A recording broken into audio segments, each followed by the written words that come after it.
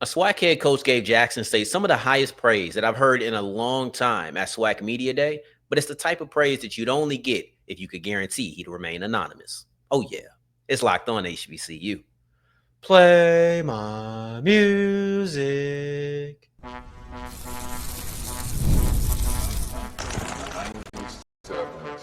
You are Locked On HBCU, your daily podcast covering HBCU sports. Part of the Locked On Podcast Network, your team every day. What's going on, family? Welcome back to another episode of the Locked On HBCU podcast, your number one daily one-stop shop for everything HBCU athletics, Monday through Friday. Part of the Locked On Podcast Network, your team every day. And I, of course, am Darrion Gray, a.k.a. the Mouth of the South, Texas Southern alum and former TSU Herald Sports editor and current site expert at Who Dat Dish and contributing writer at USA Today's Saints Wire. Thank you for going on this journey with me. Make a Locked On HBCU your first listen of the day every day. And remember, just because the mic cuts off does not mean that the journey is over. Just means it's time to follow me on Twitter at South Exclusive. Starts with an S and ends with an S. Today's episode is brought to you by Monarch Money. Take control of your finances with Monarch Money and use the code LOCKEDONCOLLEGE at monarchmoney.com for 50% off your first year. We'll wrap up today's episode with a look at the value of having strong staff construction. Edward Waters did, and they paid off, or it paid off for them after the sudden resignation of their head football coach. In segment 2, we have some HBCU All-Americans that were represented on the Stats Perform FCS All-American preseason team. We'll get into some of the trends and also some of the top players from that list.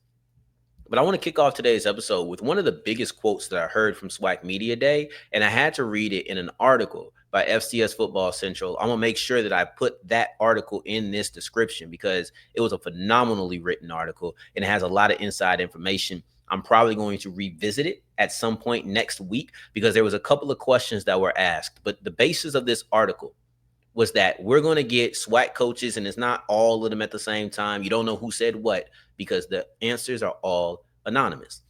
And one of the answers that stuck out to me is the type of answer that you'd only get if you could remain anonymous with this answer.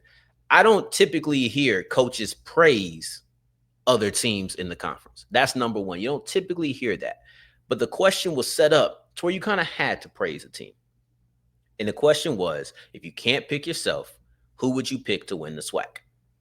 And the answer that stuck with me was you got to go with Jackson State. They got everything. They got NIL, facilities, and fan support. They really should be picked to win it every year. That's a powerful statement because, look, I expected Jackson State to have the majority of the answers, and they did. That was expected. That's not surprising to me. So we expected most teams to say Jackson State would win it if you can't pick yourself. But you could have just said JSU. Multiple people just said it's Jackson State. But to go to this degree, this type of transparency, this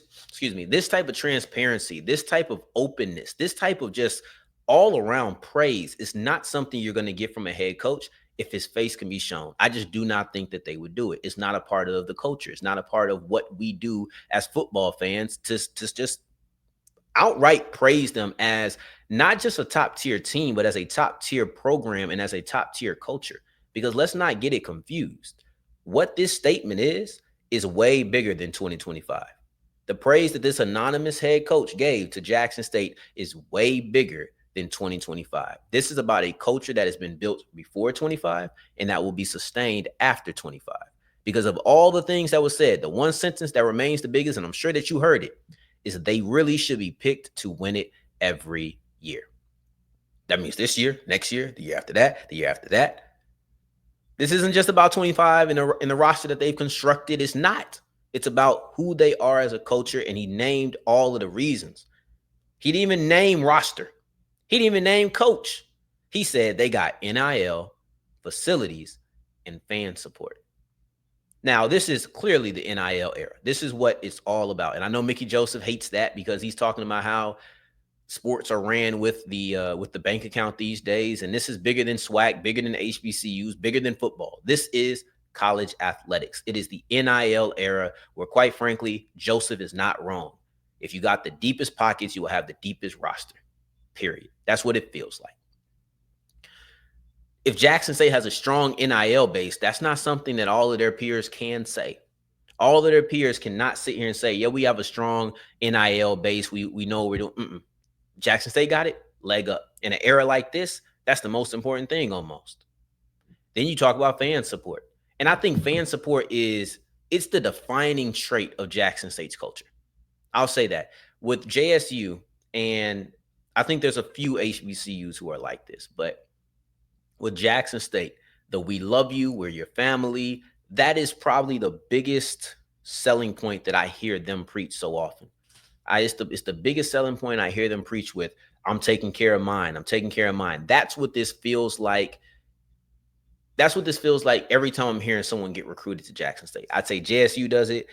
FAMU does it. There's some other schools that do it, but I feel like they prominently promote how much family-based that they are in their programs. But at the end of the day, you can feel supported, you can get paid, but people want to win and people want to develop. And quite frankly, some recruits look at this as a pit stop. So they want to develop quickly. And the way that you can promise development on the surface is, you can show people, but then you also look at the facilities. When the facilities are good, you know that you're going to get better. You know that you have a chance to get better. That's how you're always going to feel. I shouldn't say no, but that's how you always are going to feel. So if I plan on being here for a year and I'm trying to bounce back to the FBS, or I plan on coming out of college or out of high school, I want to be here for a year and getting up to the FBS, year or two. That is the type of thing that you're looking at saying, I will get better here. And even if you don't want to leave, you still want to get better. Like, development is the name of the game. You want to win. You want to get paid. You want to be loved. You want all of these things. But let's not get it twisted. What happens on the field, I would say it's paramount, but we're in the NIL era and finances may overrule. I ain't mad at it. Just saying. But of all the things he said, none of the coach's aspects, none of the things the coach said, is related to the roster. And I said that Jacoby and Morgan was the difference maker. He was the thing that set them apart. I don't regret saying that. I mean what I said, but I do regret not elaborating enough. I don't think that I elaborated enough, and I think it's set up to where it could be like everything around him isn't good too. That's not what I'm saying. They have an all-around team at Jackson State. I think that I needed to clear that up. Maybe I'm just in my head, but I read some comment that said Jackson State has a lot of talent all the way around. That's not going to be used for Mailbag Monday, but, keep dropping your Mailbag Monday comments in there, and I'll try to pick some. I think we're going to go 2 segments this week. I ain't going to lie, I do. 2 segments in the Reggie Barlow, or excuse me, why am I catching such a blank on the offensive coordinator? I want to call him Shamar so bad. But anyway, the Tennessee State staffer, I'll get it in a second. But the point is, they have a lot of talent on that team.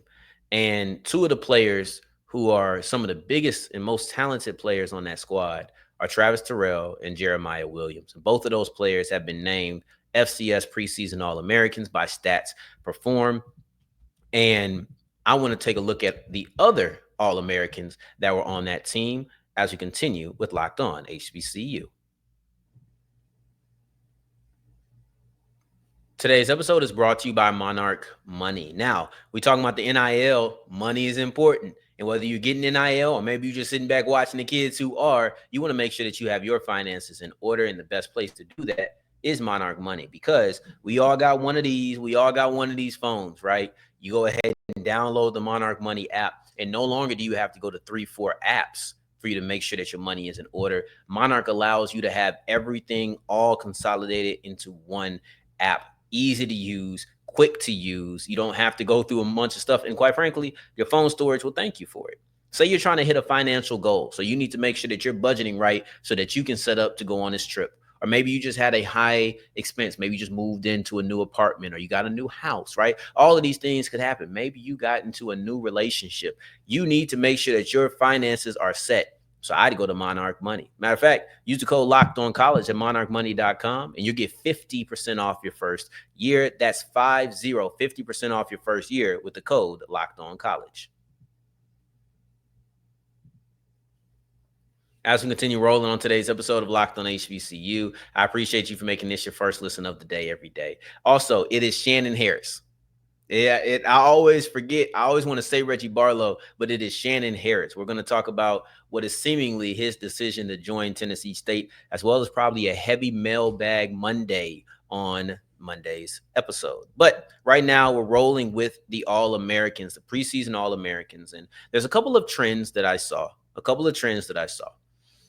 And I'm going to give you the 8 players who are on this list first, and then I'm going to give you the trends. So first team, Kelby Givens, defensive lineman out of Southern. Malcolm Reed, safety out of North Carolina Central. Travis Terrell, a kick returner out of Jackson State. Second team, Eric Hunter, linebacker out of Morgan State. Third team, Ashton Gable, offensive lineman out of FAMU. Noah Miles, defensive lineman out of Howard. Jeremiah Williams, defensive lineman out of Jackson State. And then Malik Leatherberry, who is a punt returner out of Morgan State. Now, there's 3 things that I noticed. You have the first teamers, you have the lack of offensive players, and then you also have the really heavy focus on the trenches. Now, that shouldn't be surprising to anybody. I'm going to kind of work my way backwards a little bit. But it shouldn't really be surprising to anybody that is heavily trench focused when you're talking about HBCU players in this situation, because that's always been our best. Like, I feel like if you go through and you think about the best players in the HBCUs, not always every single one, but a lot of them, it feels like, oh, our best players are in the trenches. Those are the players that we talk about the most. It doesn't mean that they're number one, right? Like, you look at a guy like Elijah Williams, heavily talked about, but you look at a guy like Robert McDaniel, he might have been our best guy. And you look at Carson Vincent, he was drafted. He was in offensive tackle in the trenches, right? So like, it's different things depending on who you like. Some people like McDaniel, some people like Vincent, some people like Williams. I named the top 3, 2 of the 3 in the trenches. You look at this list, 4 of the 8 in the trenches. 2 of them are return specialists, so I almost feel like they got to be taken out of the equation because there are no trenches in return game, right? So you're really looking at about 4 of the 6, and Eric Hunter at linebacker, he's right there in the box. He's not in the trenches, offensive, defensive lineman, but he is in the box. And if he was a little bit heavier set, if he was kind of like an Isaiah Major, a Bubba Adams type of guy, then I may talk about him a little different, but he's slimmer than that. That's not necessarily his thing to be thumping, so I'm not going to say he's a trench player. But you look at it, Kelby Givens, defensive line. Ashton Gable, offensive line. Noah Miles, defensive line. Jeremiah Williams, defensive line. The only guy who's really not even trench adjacent is Malcolm Reed. And Malcolm Reed out of North Carolina Central is one of 3 HBCU players who made the first team All-American list. This is via Stats Perform once again. Their preseason FCS All-Americans.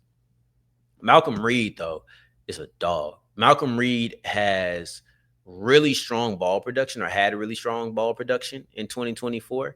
He was second in the MEAC as far as passes defensed, and a lot of that came from his pass breakups. He didn't get a lot of interceptions, but he did get 9 PBUs, and that's something that it was able to carry him to being second place in passes defense, which is PBUs plus interceptions.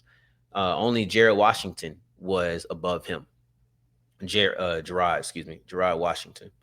But let's go through the rest of these players, man, because, and Reed did a really good job of coming downhill with 3.5 tackles for a loss and 60 tackles. So he was a very impactful player for North Carolina Central. I expect him to take another step up. He's on the short list of MEAC Defensive Player of the Year candidates as far as preseason goes. I think we'll talk about that a little bit more in next week. We'll see if they announce it early the way that the Swac did. The Swac announced it the day before. So if it's about the day before, then we'll talk about it the day before. If it's not out the day before, then we'll kind of talk about projecting who it could be. And I think there's probably 2-ish players, 2 to 3 players. I'm just going to throw that out there. But I know somebody I got my eyes on. But anyway, Ashton Gable, the only offensive player. The only offensive player on this team, on this All-American team. Because, yes, you got guys like Travis Terrell, you got guys like Malik Leatherberry, but they're technically return specialists in this fashion. They're not offensive or defensive players. Like, I almost want to take them out of this conversation, but You can't do that. Gable, he's been really solid. He's going to be one of those guys who we're watching going into next year's draft cycle. Excuse me. Going into next year's draft cycle, you're going to be watching out for Ashton Gable. So he's someone I will be studying going through this season, not just waiting until the season is over. We're going to make sure that we have some sort of Ashton Gable coverage, not on the show, but it's just make sure we monitor him. That's the best way to say it. But as far as Terrell and Leatherberry go, return specialist, I've always said that's one of the places you can excel. You do not have to go. Like if you are a return specialist, you do not have to leave an HBCU. They will find you. They find D2 specialists. They find FCS specialists. Like that's not something I have to go to Auburn to go do. That's not something I have to go to Southern Cal to do. I don't have to go to these schools in order to be a return specialist that is respected. The Saints have drafted or picked up as UDFAs Deontay Harris, who went to Assumption College. I've never heard of that. I've never heard of Assumption College. And then you have Rashid Shaheed, who he came from Weber State. I think Assumption College is like a D3 school. Let me see. Assumption College D3. Like that's this Assumption University, I guess, is what they call it. They're D2. They're D2. So like they will find you if you're a return specialist. I genuinely feel that. But I think that they're two different players. Leatherberry is more of I look at him really as a return specialist. Maybe it's because he had the second most punt return or the second best return average as far as punt returns go in the country. The only thing missing from his resume is touchdowns. That's it. He's dynamic. He's consistent. He had a big time run against Norfolk State, I believe it was, late in that game. So you're looking at a player who has been impactful. He just doesn't have touchdowns. And in the eyes of viewers and in the eyes of voters, those things are going to weigh you down a little bit on how you're discussed. But he's still very effective, very efficient. Terrell, I can't put him on that breakout list because I feel like he already broke out last year, but I think he can take that next step. I don't even know if I'm going to keep him as a punt returner or a kick returner because I feel like he is ready to take that leap at running back. I don't know how Jackson State is going to handle him. They have a good amount of running backs, so maybe they just use him a little bit more than they did last year. I think we're going to see more of him for sure, but maybe it's not a ton. Maybe they keep him as a kickoff specialist. Then as far as the first teamers go, the rest of the first teamers go, you had Kelvin Givens is the only one I haven't talked about. Givens is a guy who I think he almost flies under the radar because I think he came on late in 2024. We know who he is. We know what he's about. But as far as those sack numbers, it felt like they started racking up later in the season. But he's always a really strong tackle for loss guy, run defender. You're always going to see someone who is a dual threat player. And I feel like we almost need to start talking about these defensive ends like that because all eyes are on rushing the passer. But when you have someone who can honestly do both and do both at a high level, like Givens can, rush the passer and stop the run, got to praise them for that. This is something that he does extremely well. Eric Hunter, I'm not going to say too much about Hunter because I'll be honest, he's also on that short list of guys who I think he's the guy I think has the best chance. I'm not even hedging any bets. I think he has the best chance of being the preseason defensive player of the year. And I think he has the best chance of being the defensive player of the year at the end of the season. So I'm a big fan of him and I will be talking about him next week in some capacity. That's for sure. So I'm going to keep it brief today.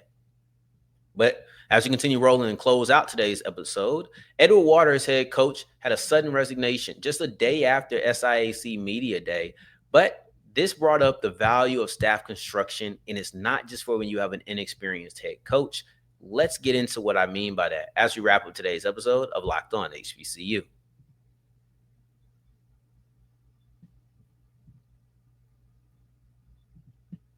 As we're wrapping up today's episode of Locked On HBCU, I appreciate you for making this your first listen of the day. Every day, making it all the way to segment 3, and I thank you 2 times for that. Thank you. Thank you. Now, I want to take a look at Edward Waters because Edward Waters, in their strange situation at head coach, has brought up something that I've preached in a very specific category. I very specifically have said, if you have an inexperienced head coach, go get him someone that he can trust, that he can lean on with a ton of experience. It evens itself out. But I think having that type of guy on your roster is valuable no matter what. No matter what, having that experienced former coach, if you can, former head coach, if you can, on your roster in some other capacity as an assistant head coach, as a coordinator, something that is extremely valuable. And Edward Waters is realizing the value of that today. So on Tuesday, the 15th, the SIAC had their media day. On Wednesday, the 16th, Taviano Morgan, or excuse me, not Taviano, Toriano Morgan, he resigned. He stepped down due to personal reasons. Now, I feel like sometimes personal reasons is a bit of a scapegoat. I feel like personal reasons are, hey, something going on. You can't argue personal reasons. You never can. But in this situation, 100%. 100% it is true. I think if you're going to step down in the middle of July, something happened. Something happened. I don't know what happened, but it's not something that's going to be long term, because he was at Swac Media or SIAC Media Day. Like, that's the thing. He was at the conference media day the day before. And I don't know what happened. Whatever happened had to be serious, and it should be quickly handled, because Football Scoop, who first reported the resignation, they came out and said he's already sought after for next year, and he's expected to return to coaching very soon. So I think that whatever's going on should be quick. If it was behind the scenes stuff, I can't imagine that it would have made it all the way to July. I said that Tennessee State was going to have an interim head coach and they was going to run through the next season like that. I ended up being wrong, right? They got Reggie Barlow, and they also got Shannon Harris as their offensive coordinator, because I remembered his name this time. But I'm willing to bet the house that Edward Waters is going to go into 2025 with an interim head coach. It's July. You can't go find a coach now, right? If they do, I'm going to shut up. But I also don't think they will, because they have Brian Jenkins on the roster. Brian Jenkins is one of the coaches that is here. And Brian Jenkins is a former head coach at Alabama State and at Bethune-Cookman. So with both of those things being the case, to me, at least, you're in good hands. And that's the value. See, when Deshaun Jackson comes up, I say you need to make sure you get him somebody who is experienced, because he's not. When Michael Vick comes up, you need to get someone who's experienced, because he's not. I'd have said the same thing about Eddie George and Deion Sanders. You need to get experienced people, because they're not. Have someone he can trust, someone he can lean on. That's not necessarily the case in Coach Morgan's situation. He had been at Edward Waters for a minute. He had been coaching with those on the high school ranks. He had been coaching for a minute. And Brian Jenkins actually just came on this year. So it wasn't even a lean on process. But when you have a former head coach, there's more than just one benefit. It's more than just advising your head coach. That's a huge benefit that you have, because you have head coach eyes, right? Like, if you've never done that job, you don't know what it takes to do that job. You kind of have to learn when you get there. But once you have head coach eyes, you know what you're looking for. Your instruction is a tad bit more refined, right? Like, those are real aspects, in my opinion, of becoming a head or having a former head coach on your roster. I've seen that with the Saints. Kellen Moore, first-time head coach. His defensive coordinator, Brandon Staley. He was a head coach for 3 years. I think there's value in that. But the other thing is, what if something like this happens? What if for whatever reason you have to move on from your head coach, or the coach has to move on suddenly? Something happens.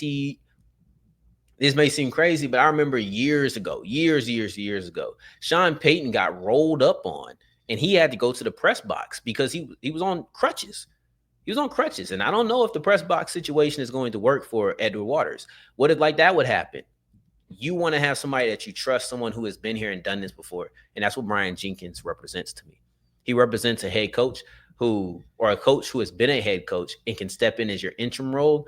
And arguably, with this early in the season, like, you still got a long time to go, you could see him end up being the full-time head coach going into 2026. He was at Bethune-Cookman. He had a lot of success. He had 4 MEAC titles, 3 FCS playoff berths. He had an 18-game conference win streak. That's in the history books. It's one of the longest in MEAC history. So there's a lot of things that I feel like go into play here, and I think it's perfect. You don't think about how valuable a former head coach can be to you. Terrence Graves is picking the brain of Fred McNair, I can guarantee you. Or if you lose a guy like like Willie Totten, you can just say, all right, we're gonna move Fred McNair over into the quarterback and offensive coordinator role. It's different. It's very beneficial. I think it's just gonna pay off for you in the long haul. But on Monday's episode, I think we may be doing a 2-part mailbag, and we'll be talking about Shannon Harris and his decision to join Tennessee State. It actually shocks me. It's very surprising to me. We'll get into that on Monday's episode. However, we would have done it today, but today was stacked up, and I had been promising you the All-Americans for way too long to push it off the next week. In the meantime, in between time, until the next time that we hear each other, family, take care, stay blessed. Peace.